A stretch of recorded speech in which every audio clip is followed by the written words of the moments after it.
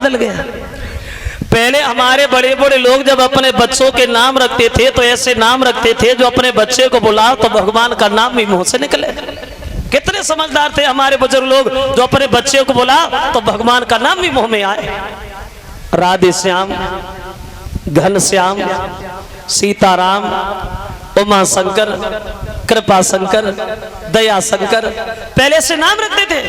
अब अरे अब इतने लंबे लंबे नाम कौन रखे, छोटे छोटे नाम, चिंटू, पिंटू, शैम्पू। अब जे नाम है जो देहातों में बच्चों के नाम है वो शहरों में कुत्ता कुतीना के नाम है। तो मज रहे हम सही कह रहे। जो लोग देहातों में बच्चों के नाम रखते हैं वो शहरों में कुत्ता कुतीना के नाम रखे जाते हैं। इतना बदल गया।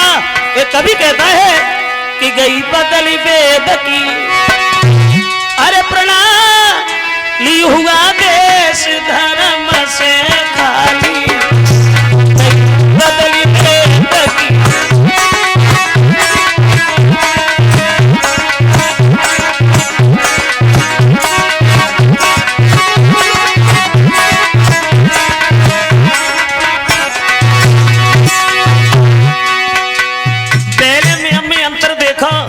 कितना अंतर है। पहले उत्सव जब होता था भज के बहने बुला ली। पहले लोग जब अपने घर में कोई अच्छा काम करते थे तो सबसे पहले अपनी बहन और भांजी को बुलाते थे, बहन बुलाई जाती थी। तो अब जमाना बदल गया। बहन भांजी घर पेलो देखे कोली बुलवाई लाई घर साली हुआ।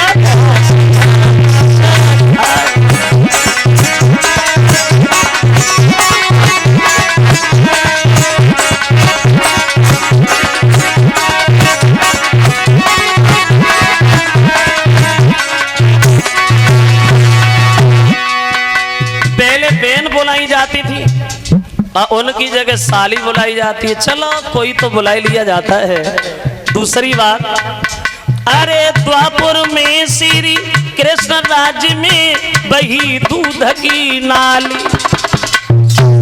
द्वापर युग में भगवान कन्हैया के शासन में हमारे देश भारत में दूध की नदियां बह गई और कलयुग में दूध के दर्शन ही नहीं है।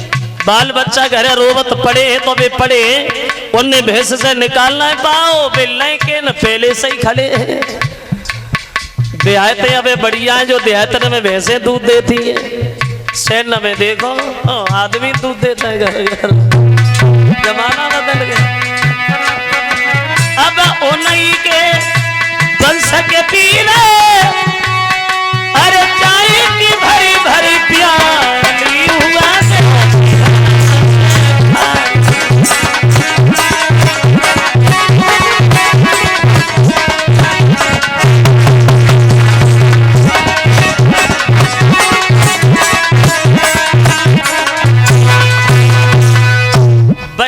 पश्चिमी हवा में हम लोग तो ये ध्रुव चले हैं पैदल पैदल गांव में।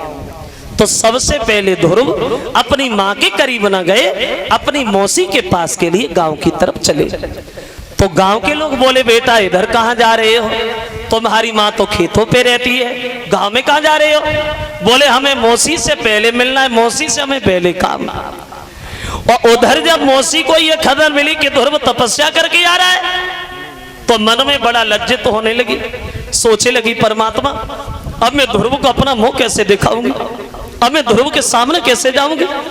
उस दिन मैंने ध्रुव से बड़ा गलत कहा, अब मैं क्या करूं? दासी से बोली दासी जहर ले आ खाली मर जाए। तो दासी बोली अब जहर मंगा रही है तब जेऊ ना सोची कि मरेगो कि जिंदा रहेगा। अब वो दासी जो है कहने लगी उस छोटी रानी से और बोली अरे पहले ध्रुव को तूने मारो, अरे पहले ध्रुव को तूने मारो तो अब पछताई रही है और छुटने में पाए कालो से तू कहाँ छुटाई रही है।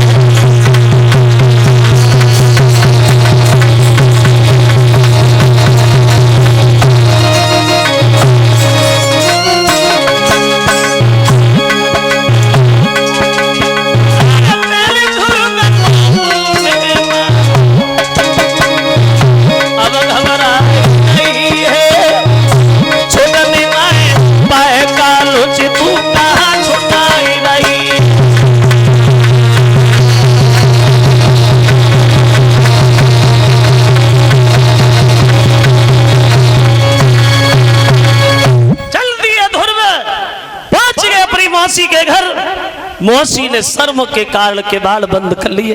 अब मैं ध्रुव को मुंह नहीं दिखाऊंगी, अब मैं ध्रुव के सामने नहीं जाऊंगी। तो ध्रुव के बाल खटखटाने लगे, मौसी के बाल खोलो, के बाल खोलो, लेकिन मौसी के बाल नहीं खोल रही है। तो ध्रुव आवाज लगाते मैया के बाल खोल, कि माता दरवाजा खोलो और आएगा तेरो सा तेलो लाल।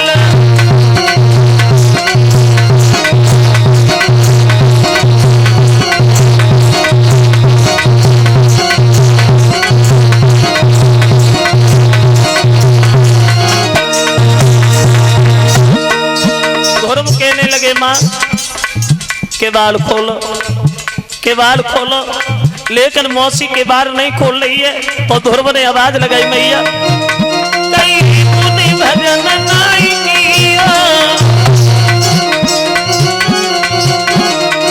ऐसे गोदी में नहीं लिया, बोला निकल कैसे बोला आइयो तेरो सा तेलो।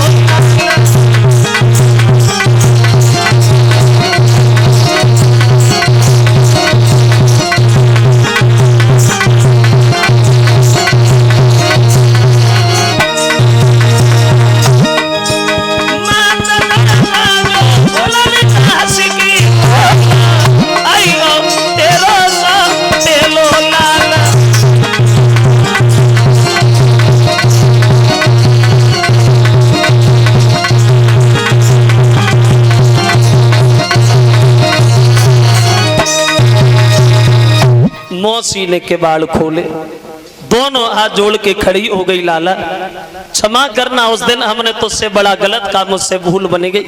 तो ध्रुव कहने लगे है मौसी सच तो ये है, अगर तू उस दिन हमें नहीं मारती तो शायद भगवान के दर्शन हमारी किस्मत में कहाँ थे।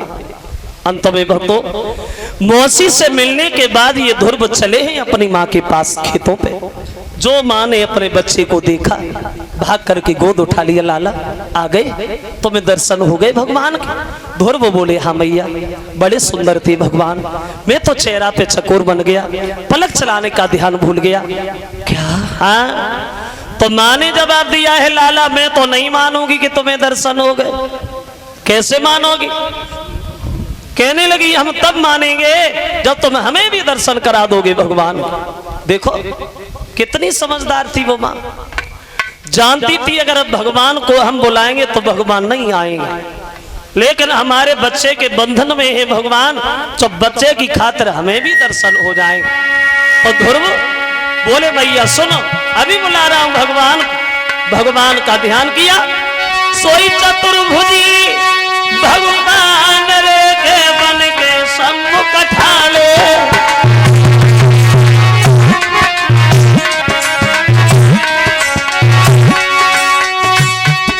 सब रंग गम छोड़ के प्रेम बढ़ गए गाले। आ गई भगवान, सबको दर्शन देते हैं। और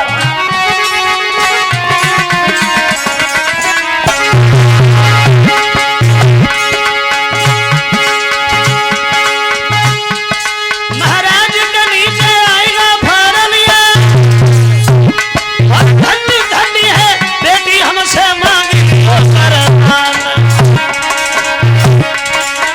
कर ले भजन भगवान का नुकसान नहीं होगा, नहीं होगा, तू कर ले भजन भगवान का नुकसान नहीं होगा।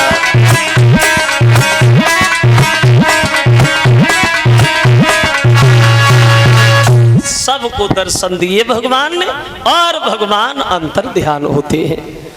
तब तक उत्तान पाद आगे बोले बेटा तुम तो इस राज्य को देखो, हम तो भजन करें, क्योंकि आदमी की जिंदगी हो जाती आज नहीं कल, कल नहीं परसों, तो कल कल करते कल गई और बीती गो सब काल, और कल आई ना कल पड़ी तो गए काल के गाल।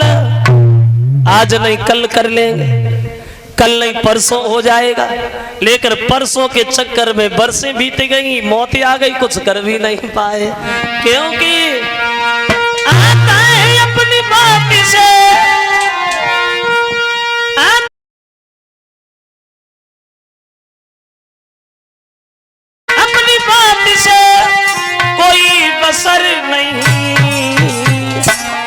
क्यों?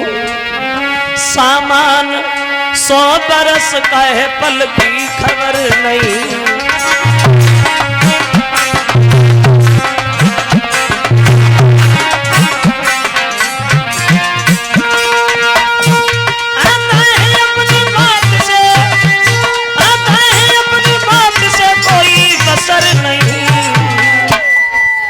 बाबा सामान 100 बरस का है, पल की खबर नहीं।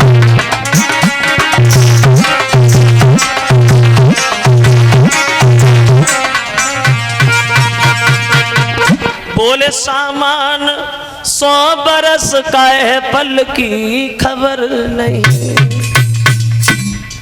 काल करे सो आज करो, ओ आज करे सो अब, कल करना है उसे आज करो, वो आज करना है उसे तुरंत करो, उसमें देर न करो, क्योंकि वक्त पता नहीं कब और कहां ले जा करके खड़ा कर दे। कल करना है अभी करो, अभी जल्दी करो, उसमें देर न करो, तुरंत करो। वैसे बात तो ये भी गलत है कि तुरंत करो। क्यों करो? अगर किसी को जान से मारना है तो क्या तुरंत ही मार दो?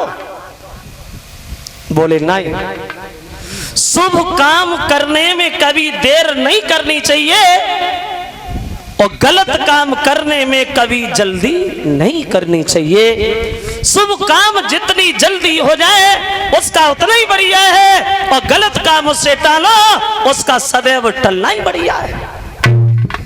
शुभ काम करने के लिए कभी तारीख न देखो, कभी तिथि न देखो, जब हो जाए शुभ तो शुभ ही है, जब को कर दो उसी का उतना ही बढ़िया है। क्योंकि रावण ने भी लक्ष्मण से यही कहा था मरते समय।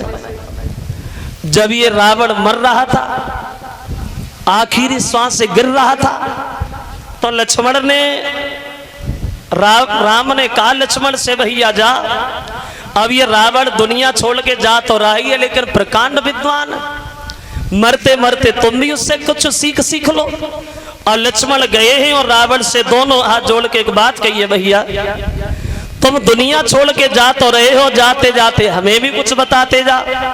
तो रावण ने एक बात कही है, लक्ष्मण सुनो, अब हमारे अंदर शरीर में इतनी शक्ति नहीं है जो हम तुम्हें नीति शास्त्र का वर्णन करके सुनाए, लेकिन हाँ मरते मरते तुमको हम 2 बातें जरूर बता के जाएंगे। क्या? तो रावण कहता है लक्ष्मण सुनो कि 2 बातें केवल कहनी है, और शुभ काम शीघ्र करना अच्छा।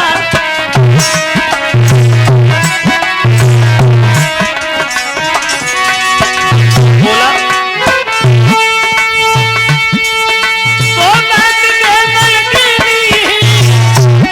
शुभ काम शीघ्र करना अच्छा, दुष्कर्म टले उसको टालो, उसका सदैव टलना अच्छा।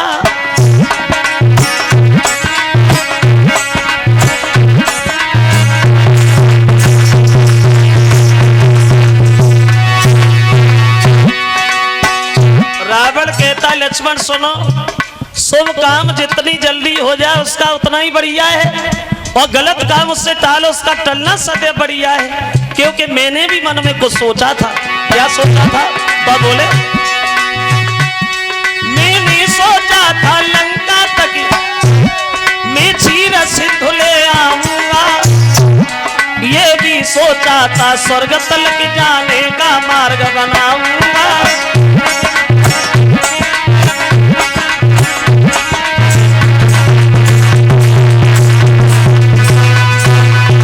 रावण ने जवाब दिया लक्ष्मण भैया हमने सोचा था कि लंका तक चीर सिंधु लाएंगे और स्वर्ग तक जाने की रास्ता बनाएंगे। आजकल करते करते मेरी योजना अधूरी रह गई, एक गलत काम कर दिया जो जनक नंदिनी मां सीता का हरण कर लिया, जो आज हमारे मन के मन में जा रही है। क्योंकि शुभ काम करने में थोड़ी जल्दी करेंगे, वो देर करेंगे, और गलत काम करने में जल्दी करेंगे, जो आज हमारे मन की मन में ही जा रही है। तो शुभ काम जितनी जल्दी हो जाए उसका उतना ही बढ़िया है, और गलत कामों से टालो उसका सदैव टलना बढ़िया है। क्योंकि आदमी की जिंदगी हो जाती है तारीख और तिथि देखते देखते। शादी करे तो भी तिथि निकलवाए। देखिए सोचने समझने वाली बात, शादी करे घर में तो भी तिथि निकलवाए, कोई अच्छा काम करे तो भी तिथि निकलवाए, जब बच्चे का कोई नामकरण हो तब भी तिथि निकलवाए, लेकिन जब खुद मरता है तब उसकी तिथि नहीं पता चलती कि कौन सी तिथि को मर रहा है।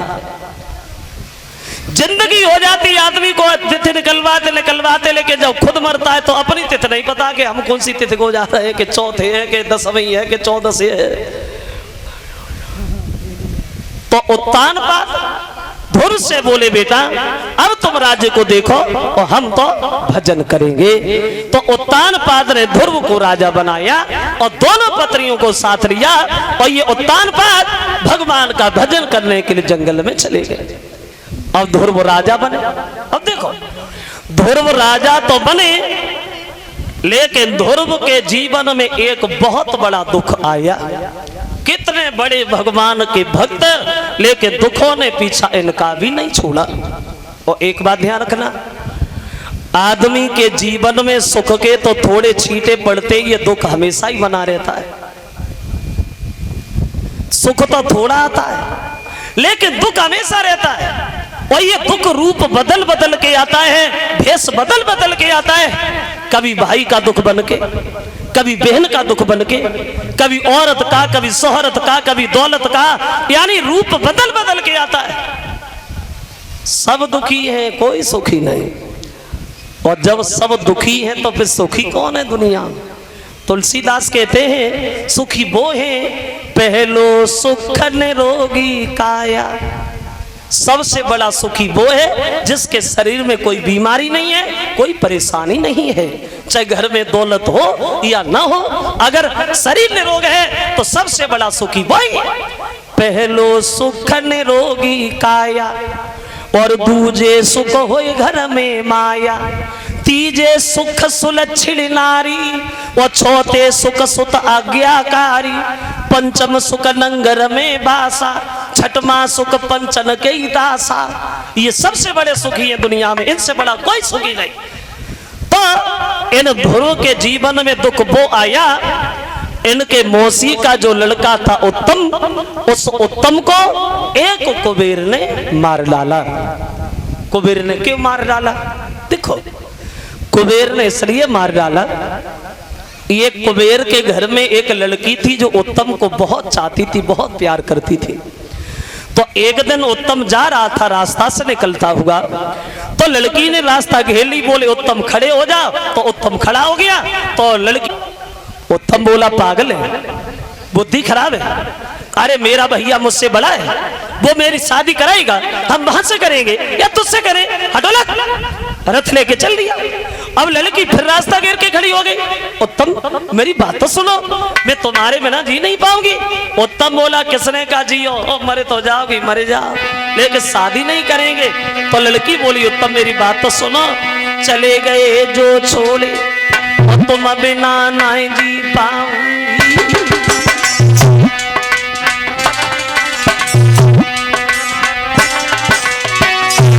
लड़की बोली चले गए जो छोड़े तुम बिना नहीं जी पाऊंगी, ले चलियो संग लगाई कि घर में जाने गवाऊंगी। ये संग में लियो लगाई है और अपने आंगन में चल के कर ले सगाई है। तो उत्तम बोला पागल है, बुद्धि खराब है, अरे अदौलत हम तुझसे विवाह नहीं करेंगे। तो लड़की को क्रोध आ गया, बोले तुम सुनो, अगर तुम शादी नहीं करोगे तो मेरी बात और सुन लो। क्या? तो बोली बात अगर नहीं मेरी मानोगे हम दे देंगे ये शराब भस्म वहीं हुई जाओगे। तो उत्तम गाँव घबराई है और कुबेर की लड़की को रत में घटना में खाई, तो घबराई है।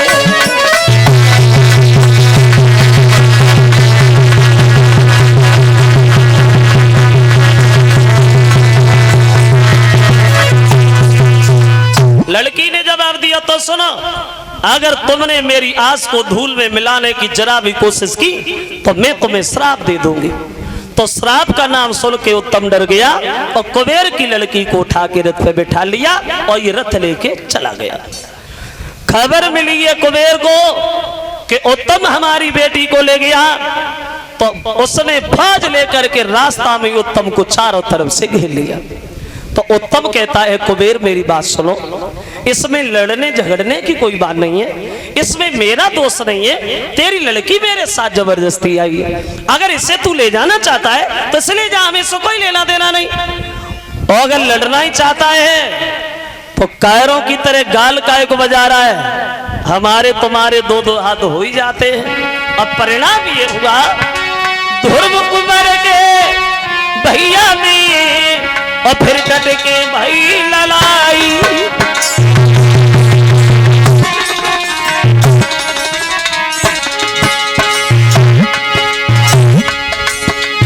ध्रुव कुमार के भैया में फिर डट के भाई लड़ाई।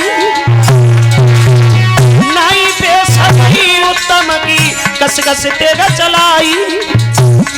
अकेला उत्तम हजारों फौज घेर गया, फौज के बीच में उत्तम। परिणाम यह हुआ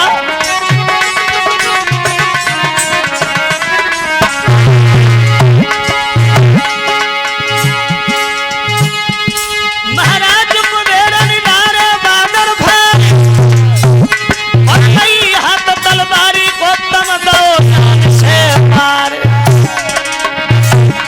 अपनी ये बिटिया को संग भवन की सीमा लगाई, अपनी बेटी को संग भवन की सीमा लगाई।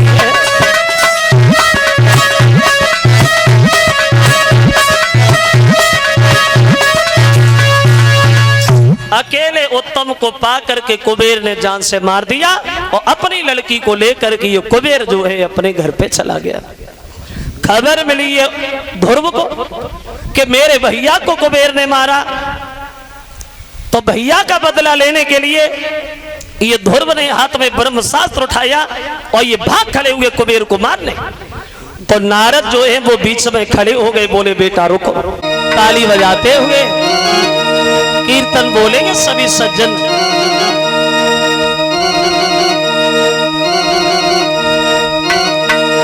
अरे उठवाई दे नंद के